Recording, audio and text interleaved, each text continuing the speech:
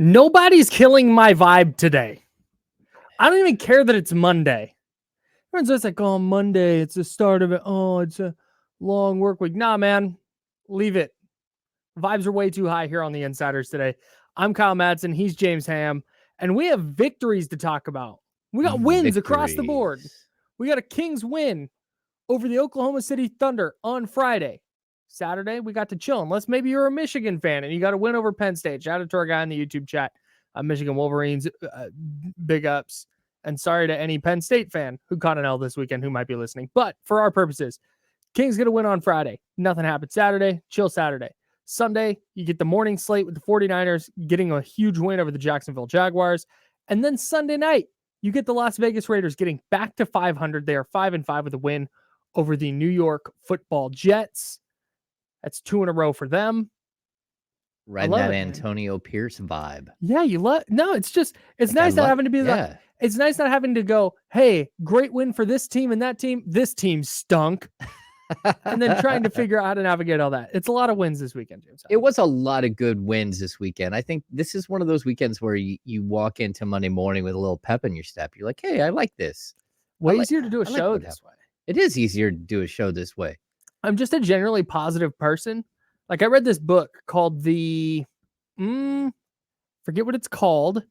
That I'll helps. find out though. The happiness something. I'll figure it out. What do you want? No, but it basically talks about the power of positive psychology and viewing the world through a positive lens instead of a negative one.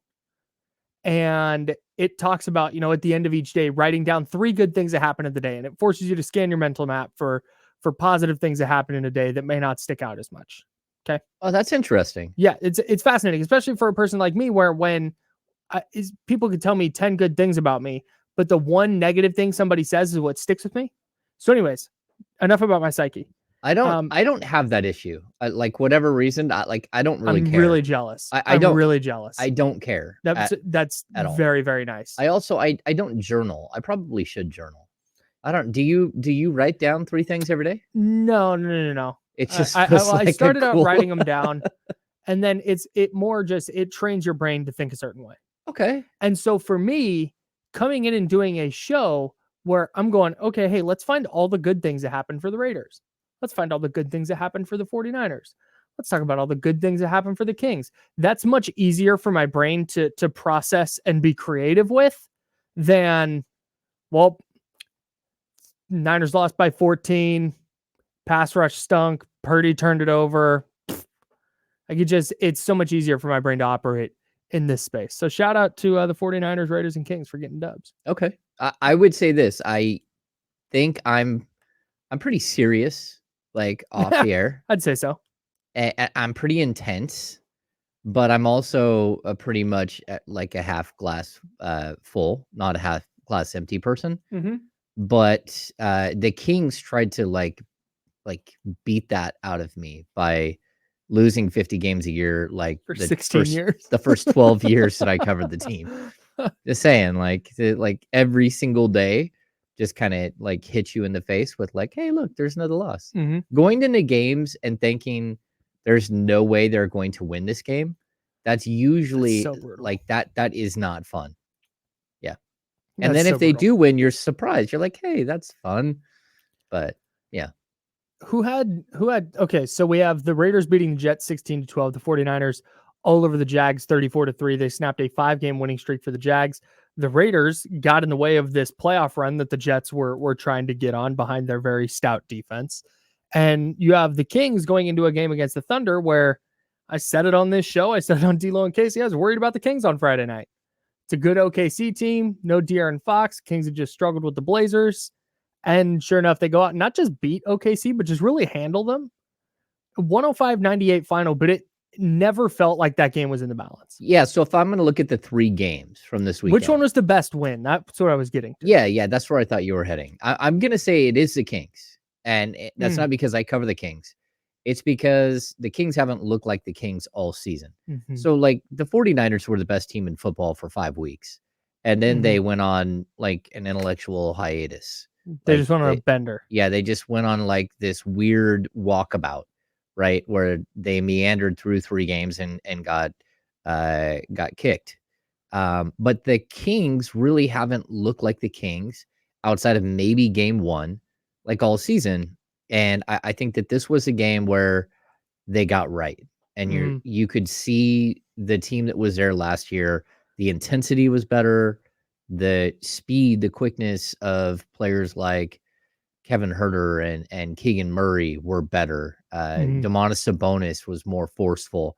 Like all of these things that you've been waiting for, you've been hoping to see.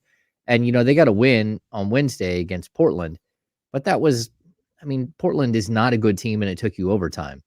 So I think a lot of people are like, okay, this is a team on the rise. OKC was a good team coming in. I think they're 5-3 coming into the game. They're a good team. They've got all kinds of weapons. They've got all kinds of talent.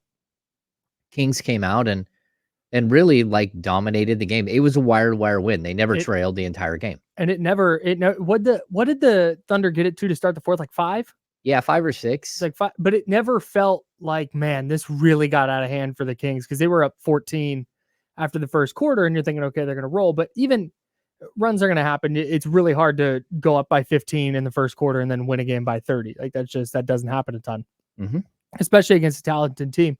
So to see the Kings, and I think I agree with you because the Niners bouncing back, they get that 34-3 win over the Jags, and they just looked like themselves. The Chase Young addition paid off right away. They made a little tweak in their secondary that paid off, and he loved to see it. But it just kind of got them back to where we expect them to be.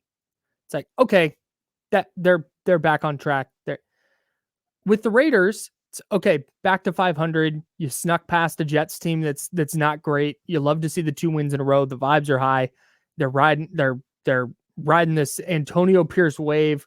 That's awesome. Josh Jacobs looks like Josh Jacobs. Yeah. They're targeting Devontae Adams. They're doing the whole thing. And they did that last night without Colton Miller against a good defense, which was fascinating. But I look at what the Kings did, and that was because I was pretty skeptical after the Blazers win. I looked at that one like, okay, getting the W is good. You'd rather have a W than an L, but overtime against that version of the Blazers, like I'm not saying the Kings took this massive step. The massive step was Friday. That was not only got the arrow pointed the right direction, but then took steps forward on that path toward where they want to go with this season. And now for me, Raiders was okay, good, solid win. Niners is like, okay, you're back on track. With the Kings, it's like, okay, season started. Yep. That's how Friday felt for me. Well, that, and when you get to 500, so they 4-4, it's now you're basically 0-0. It's a clean this slate. Early in the year. Yeah, it's a clean slate, right? So that's a good thing for the Kings. And go back through and look at all their games and think, okay, could they have been a game ahead of this? Could they have been 2 games ahead of this? Maybe. They also could have been a couple of games below this. So this was a good week, and then you get a game against the Cleveland Cavaliers this evening that is another prove-it game. This is it's a lot like OKC. It's an up-and-coming team. It's a team with great length and great physicality. It's not a good matchup team typically, but for some reason, it's a team that the Kings usually play well. So how do you look again? And how do you look on Wednesday, opening up a 6-game road trip against a Los Angeles Lakers team that again isn't playing well? So yeah, it's a big week for the Kings, and I think kicking it off with an in-season tournament win, which now that becomes at least a little bit more interesting because now not only are you in the in-season, well, not only are you in it, but you also have a win by 7, which is why, if people were wondering why everyone was asking Kevin Huerter to shoot the ball late in the game, number one, Kevin Huerter's career high, I think, is 30, and if he would have hit a 3, it would have gone to 31. But secondly, the in-season tournament point differential is a huge category. And so the Kings won by 7, and I guess that puts them ahead of the Warriors in the in-season tournament and tied with Minnesota in the in-season tournament with a +7 differential. Nice. Yeah. That's big time. Get that NBA Cup, baby. That's right. Go get that weird NBA Cup that we don't really know anything about, but they painted the courts. I'm here for it. I actually like the Kings court. Of all the courts I've seen, and I've only seen the one in person, but I'm so thankful they didn't go blue court with gray stripe or something weird like that. Okay. The all color courts don't look good to me. They're not aesthetically pleasing, but the gray was fine. I like the gray. I like the gray, and I also the Kings use their court to help light up the building, so it almost feels a little sterile inside Golden One Center. Like there isn't a bunch of stuff on the walls. There isn't. It's not like really. It's white walls. It's not fancy. It's almost like a little industrial. And then their lighting is so bright, and it hits the court, and the court is usually so light that it really amps up the volume of light in the room. Yeah.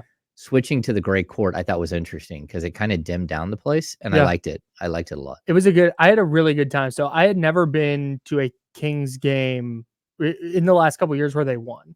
Oh, that's right. You had a streak. Right. Well, not really a streak, because I'd been to games that they won when I lived out here in like 2018 and 2019. Okay. But last year I went to one game. They lost to the Lakers.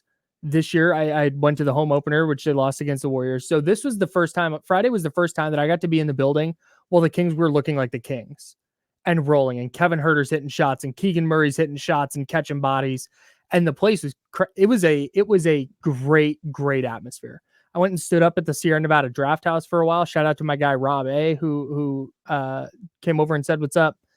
It was a blast up there. It was just a party atmosphere, and it helped that the Kings were playing so well, but it's my first time experiencing that. It's my first beam. So that was cool. Nice. Yeah. I like it. Yeah. I've seen too many wins and losses, and too many losses, to be honest. So it's anytime you can cover a win, it's a plus. It's weird to show up to a game and not have it be like a big deal.